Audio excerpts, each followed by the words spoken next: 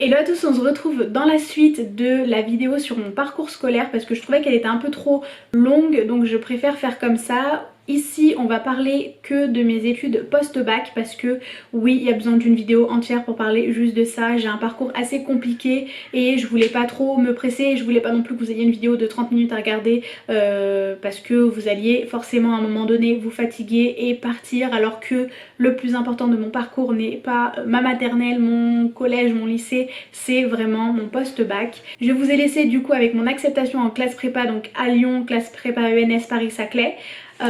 J'étais contente sans plus, hein, je savais pas du tout où j'allais. J'ai passé un super été et le 1er septembre, c'était ma rentrée, ouais je crois que c'était le 1er septembre 2016.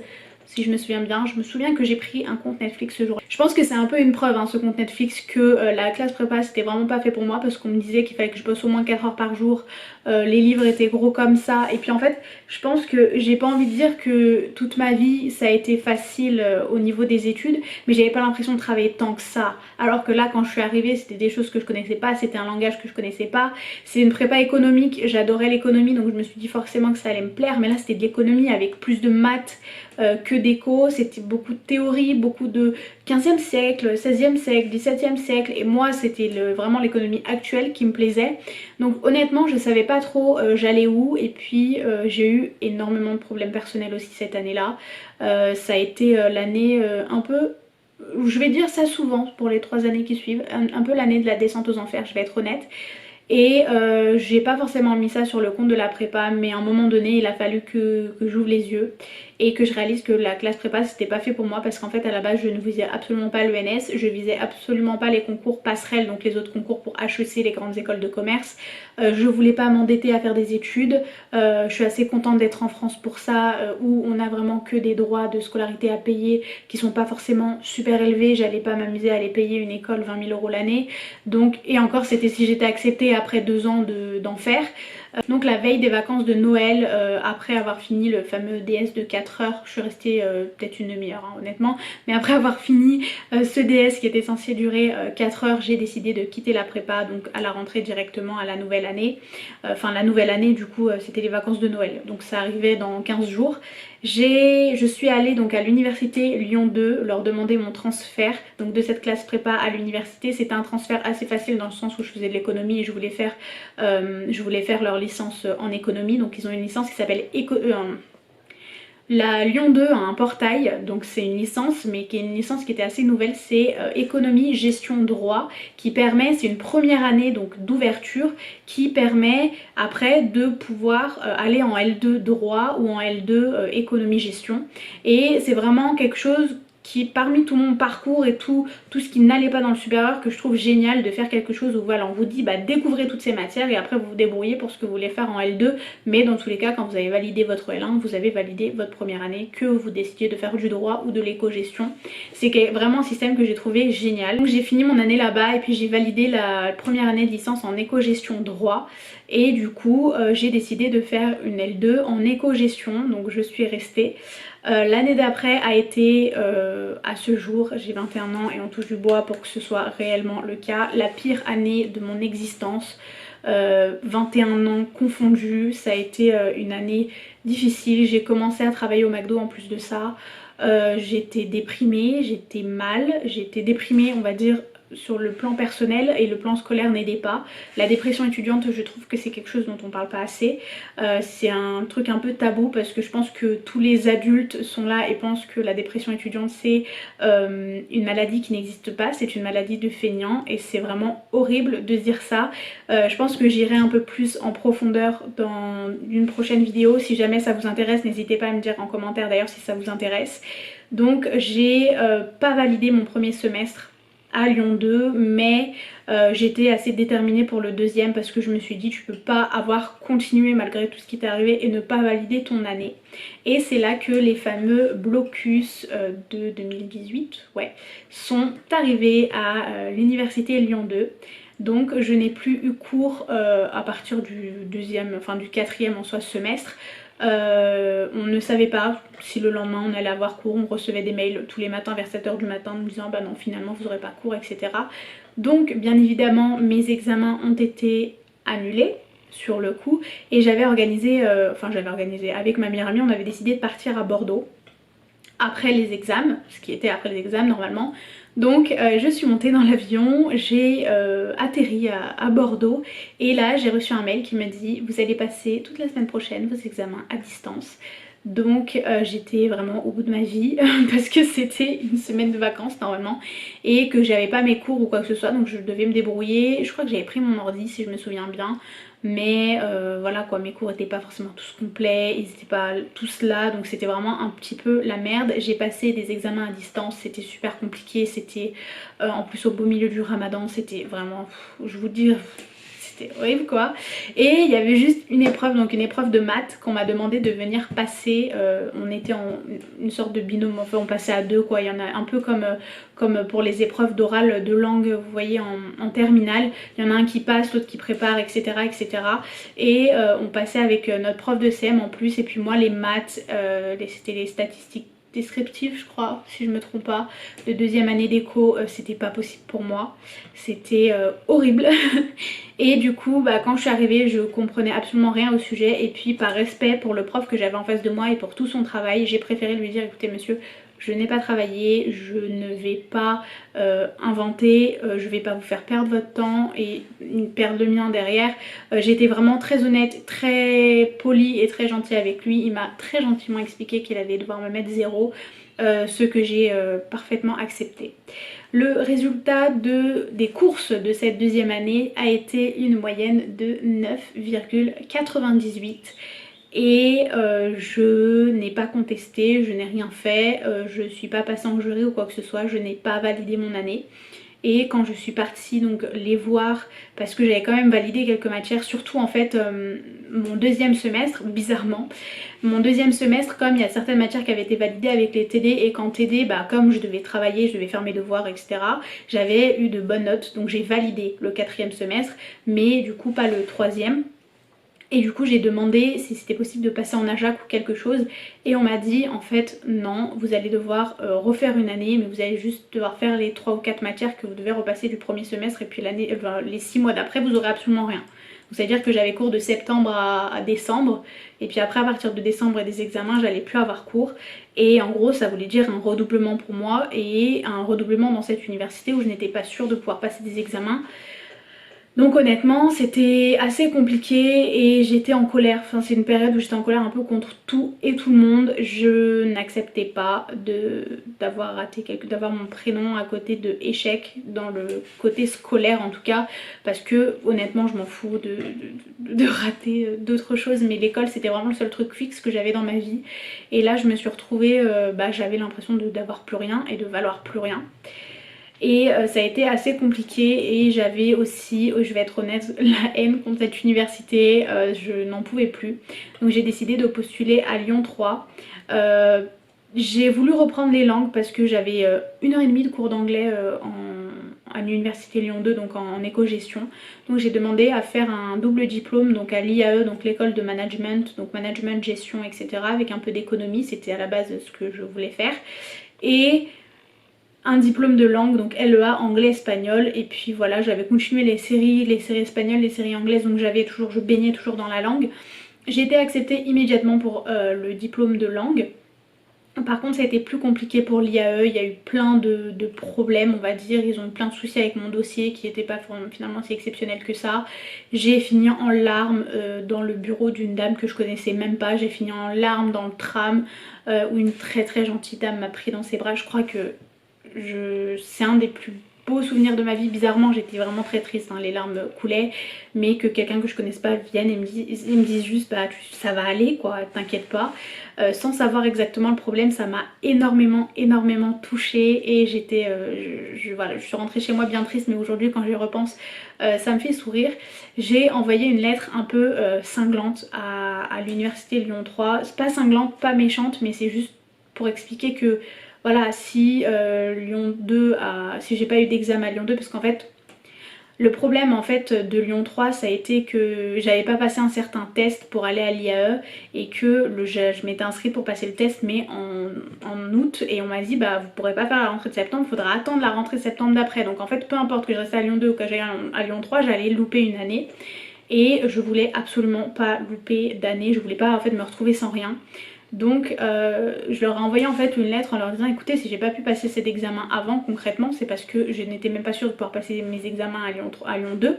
Donc si je ne pouvais pas passer mes examens à Lyon 2, votre examen j'allais pas pouvoir le prévoir en fait, donc c'était impossible, il fallait que je le prévoie en août pour être sûre que j'allais avoir le temps de passer mes examens à Lyon 2, peu importe la date qu'ils choisissent, parce qu'on savait même pas quand est-ce qu'on allait passer les examens à l'époque. Et j'ai envoyé vraiment voilà, une lettre où j'expliquais tout ça, où je disais vous pouvez pas me punir moi pour des décisions qui n'ont même pas été prises par moi, c'est pas possible, etc. Et on m'a rappelé pour me dire écoutez, vous pouvez venir vous inscrire quand vous voulez, il n'y a pas de souci. On a reçu votre lettre, on a bien reçu, donc j'ai été acceptée en double licence en deuxième année de double licence, donc anglais, espagnol, LEA et à l'IAE. Donc j'ai fait ma rentrée et pareil, hein, c'était une descente aux enfers qui a continué malgré le fait que ça allait mieux que les années d'avant. On va dire que j'ai un peu trop joué avec moi dans le sens où psychologiquement, mentalement, physiquement, j'étais pas prête à reprendre l'école. Et que là je reprenais avec une double licence, avec un double diplôme dans une nouvelle école où encore une fois je connaissais absolument personne. Et je continuais de travailler au McDo, donc une double licence et McDo, j'avais un contrat entre 15 et 18 heures, la double licence c'était 40 heures par semaine, donc j'avais 0 jour de repos, je bossais près de 50 heures par semaine, enfin plus de 50 heures par semaine, et comme vous pouvez vous en douter, j'ai coulé. J'ai coulé à petit feu, j'ai vraiment coulé, je peux même pas vous dire, j'ai essayé de nager, à un moment donné j'ai juste abandonné. Je me suis rendu compte que c'était pas possible. En fait, ce qui s'est passé, c'est que la L2 à l'IAE, c'est exactement la même chose au niveau des cours que ce que j'avais fait en L1 et en L2 à Lyon 2. Donc ça ne m'apprenait rien. Normalement tout le monde est censé dire oui mais du coup si ça t'apprenait rien normalement t'allais valider. Les matières que j'avais validées à Lyon 2, Lyon 3 n'a pas voulu me donner en fait les crédits. Sous prétexte qu'il ne voulait pas faire le transfert de notes de Lyon 2 à Lyon 3. On m'a dit clair, net et précis, on fait pas confiance à Lyon 2, donc aucun problème, écoutez, vous faites un peu ce que vous voulez, je me suis pas battue, j'avais pas la force, donc j'ai repassé des matières que j'avais déjà passées 2 fois, par exemple la compta, j'avais déjà fait ça en première année, j'avais déjà fait ça en deuxième année et là je me retrouvais en deuxième année, donc il fallait que je le refasse alors que concrètement c'était le même programme, même en L1 et que j'avais validé déjà 2 fois. Donc voilà, on m'a dit non mais peu importe, et puis voilà, débrouille-toi. Donc j'ai coulé donc toute l'année, j'ai galéré, le seul truc qui me relevait un peu c'était les langues, qui a été finalement le seul diplôme des 2 que j'ai validé en L2. Et là mon monde s'est à nouveau écroulé, je vais être honnête, parce que je me suis retrouvée avec la perspective d'une 3e année que de langue et que je voulais pas. Parce que, j'ai pas envie de dire parce que ça donnait raison à mon père, mais si vous avez regardé la vidéo, vous savez que mon père, dès la terminale, il a dit ma fille fera des études de langue et sera prof de langue, et j'avais l'impression de lui donner raison alors que j'étais fondamentalement contre. J'adore les langues, c'est un diplôme génial, vraiment, c'est juste que j'adorais l'économie et que ce que j'étais en train d'apprendre, ça me plaisait pas du tout. Et que voilà, marketing, etc. Je pense qu'une fois qu'on a appris la base, on a fait le tour, voilà, on peut pas se recréer des trucs. Et on peut pas se recréer de nouvelles choses quoi. Et les autres matières, les maths surtout, les maths très poussées, ça m'allait pas du tout, je détestais ça. Donc voilà, je savais pas trop quoi faire et du coup j'ai demandé à, bien évidemment moi et mes demandes un peu de merde, j'ai demandé à refaire mon année de L2 parce que j'avais quand même validé certaines matières, donc refaire mon année de L2 de l'IAE tout en faisant une 3e année de L3 en LEA. On m'a dit mademoiselle c'est impossible, bien évidemment quand on me dit que c'est impossible, surtout dans la case scolaire, je décide de faire l'impossible. Et en fait j'ai décidé de casser les 2 licences. En fait normalement les 2 licences combinées on n'a pas à faire les yeux hauts qui sont les yeux d'ouverture en fait, parce que du coup les notes qu'on a dans un diplôme, elles complètent l'autre diplôme et ça permet de pas faire 60 heures par semaine parce que normalement un diplôme ça prend à peu près toute la semaine, donc là on en a 2, il fallait équilibrer le truc, sauf que moi j'ai demandé à ce qu'on casse tout ça et à faire les 2 diplômes intégralement. Donc je me suis réinscrite et j'étais une personne donc en L2 à l'IAE et j'étais une personne en L3 en LEA. Et on m'a dit il va falloir vous débrouiller pour tous vos emplois du temps, s'il y a des chevauchements vous vous débrouillez. En fait on a essayé de me convaincre de pas le faire et bien évidemment j'ai cru personne, je me suis cru capable, je me disais psychologiquement ça allait mieux. En plus cet été là, donc l'été d'avant ma rentrée, ce qui est cette année scolaire là d'ailleurs, j'ai décidé d'arrêter de travailler au McDo. J'ai bossé tout l'été dans un autre endroit pour pouvoir mettre de côté et ne pas avoir à travailler pendant l'année scolaire. Donc pour moi j'allais vraiment bien redémarrer, vous voyez.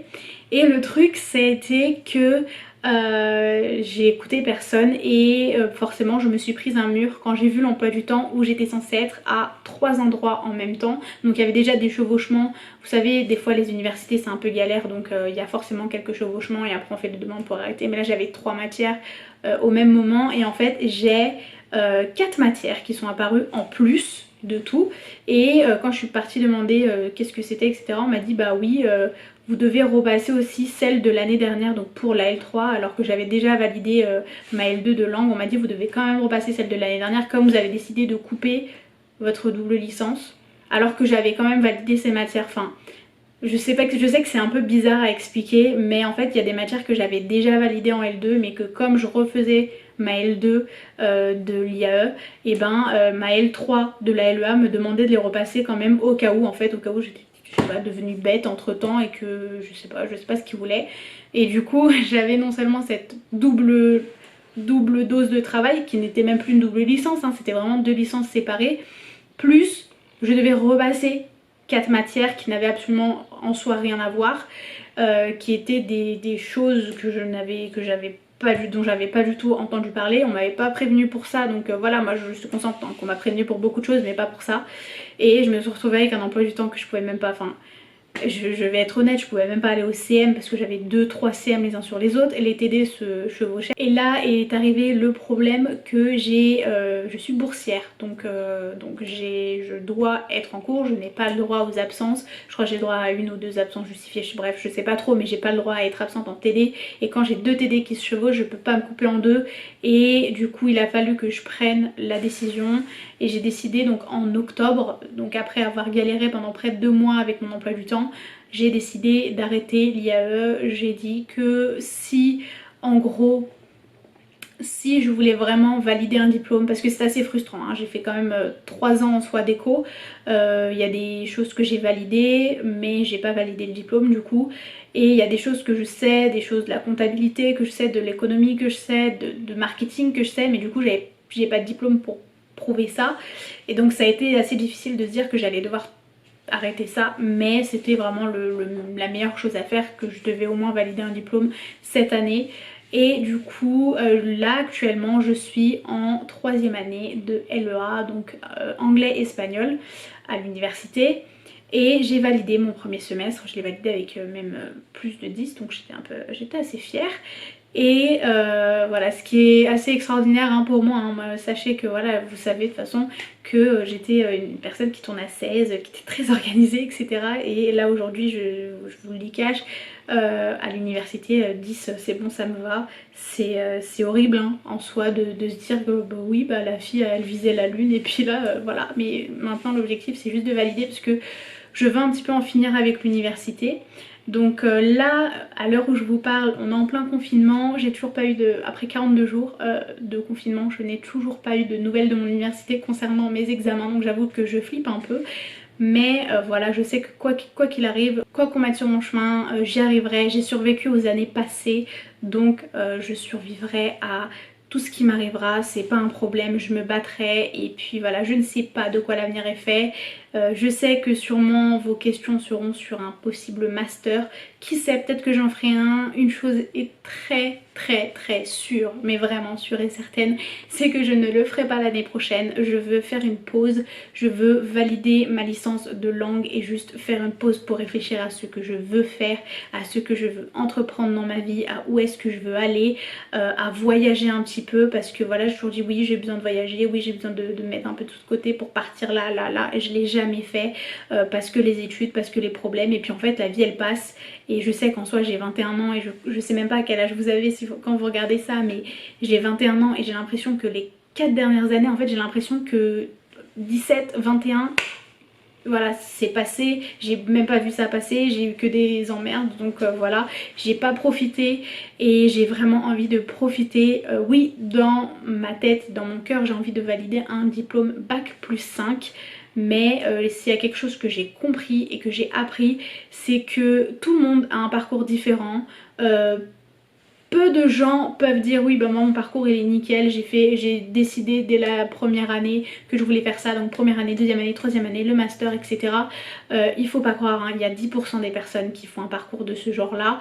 Il y a ceux qui redoublent, il y a ceux qui changent de voie, il y a ceux qui arrêtent l'école, voilà, il y a énormément de personnes. Moi dans ma classe, voilà, j'ai eu des personnes assez âgées qui reprennent les études et je trouve ça admirable, et il n'y a pas de diplôme moins bien que d'autres. Je suis fière de faire le diplôme que je fais.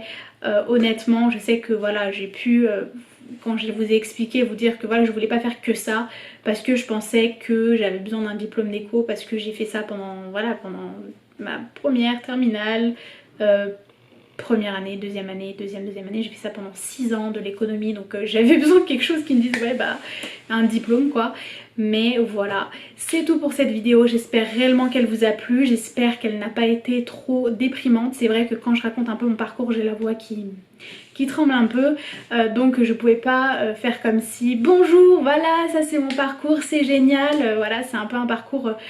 Voilà, j'en suis fière en soi parce que j'ai survécu et que j'ai continué les études quoi qu'il arrivait, mais je peux pas dire que c'est quelque chose d'extraordinaire. Enfin, je me voyais pas du tout faire ça. Et puis quand aujourd'hui je relis certains commentaires que j'ai eu en terminale qui me disent Imen peut faire ce qu'elle veut, Imen elle ira loin, etc. C'est quand même assez difficile à écouter, enfin à lire plutôt.